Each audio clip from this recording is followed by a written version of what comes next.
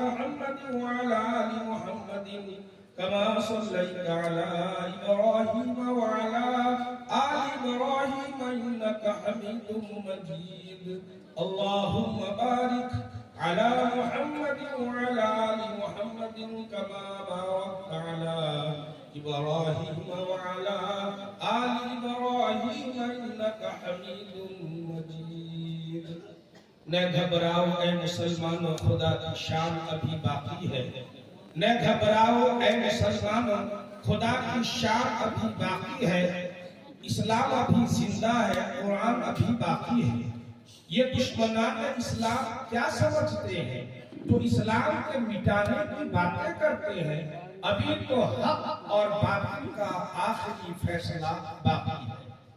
मुअज़्ज़ज़ उलमा किराम, काबिल कद्र दीनी भाई, नौजवान और मेरे मासूम और प्यारे नबी सल्लल्लाहु अलैहि वसल्लम के मेहमान, तलबाए अजीज और पर्दानशीन ख़वातीन इस्लाम,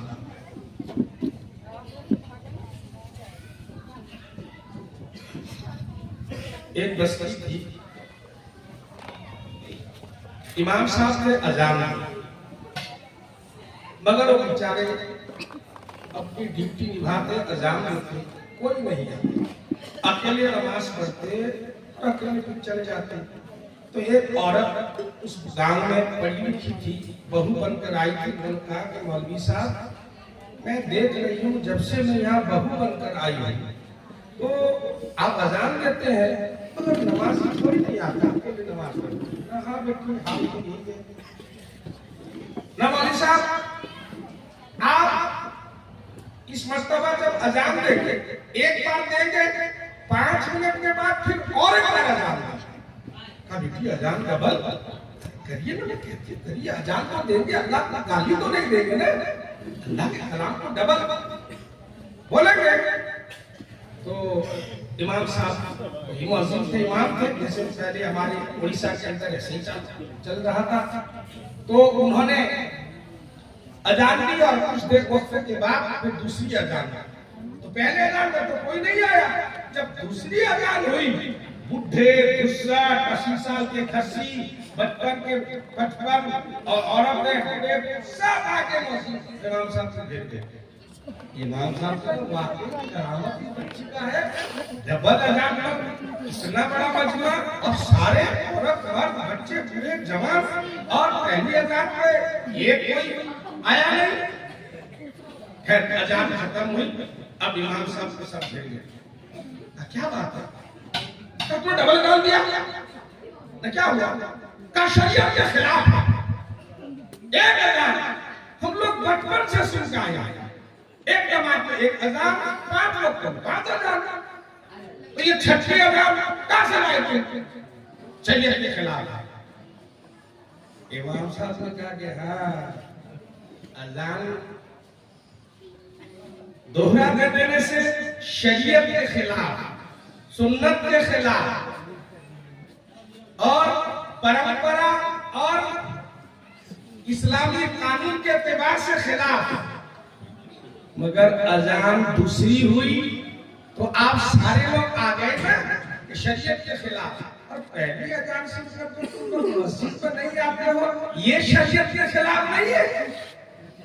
मेरे भाइयों, आपके जिस इलाके में जलसा हो रहा है और जहां तक दावत दी गई है, मैं ये समझता था कि ये सामने वाला मुकम्मल दूर होकर वो साइड वाला, मगर आबादी के एतबार से आदमी कम, तलबा हमारे यहाँ ज्यादा बैठे हुए, 4-5 मदरसे के तलबा।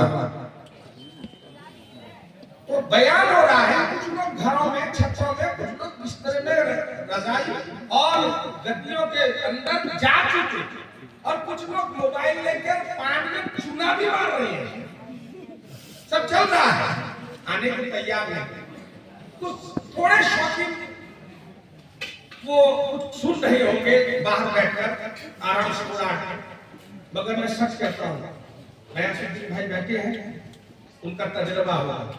गया से यहाँ आप 4 प्रजाति आए, माइक को उसका माइक को पकड़ लिया, खाली मारो पीटो, पकड़ो, मारो पीटो, उसको मारो, उसको पीटो, खाली आवाज करे। आप तो ये पूरा नादा करा के जहां तक आवाज आती है औरत तक पीछे आई तो मर्द जवान जल्दी चले आए। अरे वो ताजुल मुल्क के घर में क्या हो रहा है? मगर दीन की बात तक कोई नहीं आता है। मगर बुलाए दिन बुलाए इतने पूरे पेशाब में खड़े होकर फिल्म स्टार मर्द औरतों को नेताजी के भाषण सुनते रहे। दिन बुलाए कोई कुर्सी नहीं, कोई आओ नहीं, कोई भगत नहीं। यहाँ चाय पिलाया जा रहा था, मुकद्दर साहब से कहा कि भाई चाय बंद करो। न हमारी अदालत में चाय आराम से पिया जा सकता है, कोई गुनाह नहीं है, तकाजा है। जब नमाज की हालत में पैखाना पेशाब लगे तो शरीयत का हुक्म है कि नमाज को पहले पैखाना पेशाब कर। तो अगर किसी चाय का तकाजा है पिएगा, मगर हम एक आदमी को बेचारे चाय वाले दे रहे हैं, अभी उनके पास पहुंचे नहीं, सबका स्पॉटलाइट पे चाय के प्याला उधर क्यों अपने से पहुंच जाएगा उधर देते। तो हम लोग इसी को वजह से होकर परेशान हैं। तो मैंने कहा भाइयों और दोस्तों, अल्लाह जिसको तौफीक दे, अल्लाह की मर्जी, एक है तदबीर, एक है तकदीर। तदबीर इंसान का मंसूबा, प्लान, प्रोग्राम, और तकदीर अल्लाह का फैसला। और याद रखो हमेशा तकदीर पर तकदीर भारी रहता है। मैं आज एक छोटी सी बात बताऊं। उम्र के मौके पर बारिश हुई मदीने पाक में, सुबह को छतरी नहीं, कुछ नहीं, और हवा ठंडक भी बहुत। अभी की बात कर, तो सुबह की नमाज पढ़ने हम लोग जा रहे थे, जब दो साथी बहन तीनों जा रहे थे, तो उन्होंने कहा कहना वहां तक दोस्त पहुंचते भीग जाएंगे, ऐसे तो ठंडा है, जमजम पीते फिर चलो जमात करेंगे। हम लोग वापस जा रहे थे, पीछे से और दो साथी अल्टी के हमारे साथ जवान थे, वो आ रहे थे। उन्होंने कहा वापस आ गए, मगर भीग जाएंगे, नहाइए में चले जाएंगे। मैं कहा देखो वो हिम्मत नहीं हार रहे हैं, तुम्हारे में चल। मैंने कहा जमात से नमाज पढ़। मैं पूछन के दो साथी से कहा ये है तकदीर।